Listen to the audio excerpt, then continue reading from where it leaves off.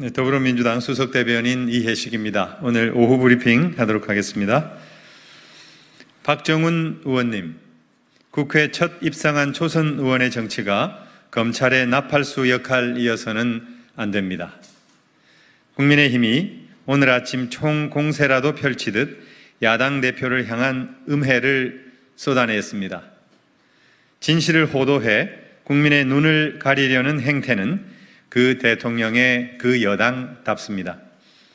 특히 박정훈 의원은 이재명 대표의 위증교사 혐의를 입증할 녹취록을 확보했다며 거짓 증언을 강요했다고 주장했습니다. 없는 사실을 말해달라는 것이 거짓 증언 강요이지 있는 그대로 얘기해달라는 것이 거짓 증언 강요입니까? 있는 대로 얘기해달라는 것은 법률로 보호되는 방어권입니다.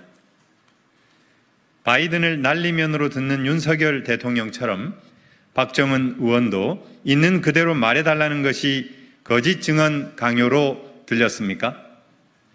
박정훈 의원과 국민의힘은 없는 사실을 만들지 마십시오. 사실대로 증언해달라는 것을 거짓 증언 강요로 음해하다니 진실이 무엇이든 왜곡해서 국민을 속이면 그만입니까? 박정훈 의원과 국민의힘은 야당 대표 때리기로 국면 전환을 시도하려는 것 같은데 국민께서는 이미 윤석열 정부와 국민의힘의 거짓말을 지겹도록 들어왔습니다. 약발이 다한 거짓말로 무능하고 무책임한 국정에 쏠린 국민의 시선을 돌릴 수 있으리라는 착각은 버리십시오. 박정훈 의원은 야당 대표의 발언을 거짓 증언 강요라고 매도한 데 대해 즉각 사과하십시오. 또한 위증교사 증거라고 신나게 들이민 녹취록은 대체 어떻게 취득했는지도 밝히십시오.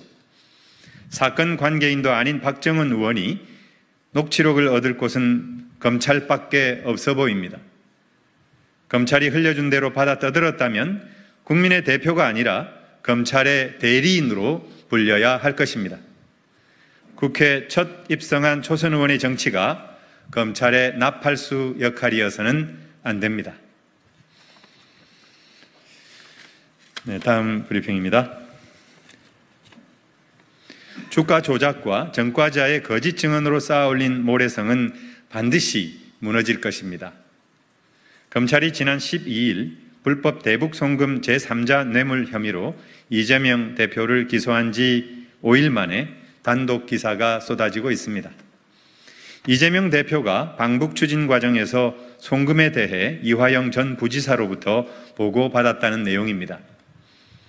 공소장은 통상 기소 후 3, 4일이 지나면 피고인 측에 전달되고 국회가 요구할 경우 공소 제기일로부터 7일 이후부터 제출하게 되어 있습니다. 공소장 기사화가 언론사의 취재력인지 검찰의 언론 플레이인지 판단하지는 않겠습니다. 다만 검찰이 써준 대로 아무 비판 없이 받아쓰기 하는 언론의 행태에 유감을 표합니다. 쌍방울 대북 불법 송금 사건은 검찰이 만들어 놓은 거대한 모래성입니다.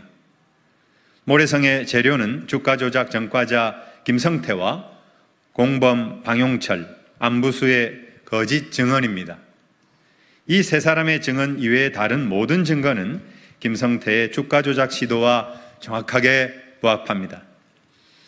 안부수 아태평화교류협회 회장에 대한 국정원 문건과 안부수의 1심 판결문에는 김성태가 쌍방울 주가를 띄우려고 북한에 송금을 한 것으로 나옵니다. 이화영 전 부지사는 담당 검사가 자신을 회유하기 위해 술판을 벌이고 전관 변호사를 동원했다고 폭로했습니다. 이 사건의 본질은 쌍방울 주가 조작 사건입니다.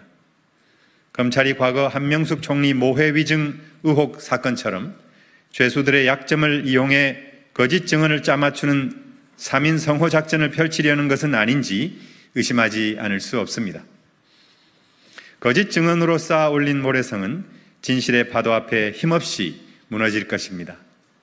검찰의 기소 독점 특권을 악용한 정치 기소와 야당 지도자 죽이기는 검찰 개혁이라는 부메랑으로 반드시 돌아오고야 말 것입니다. 감사합니다.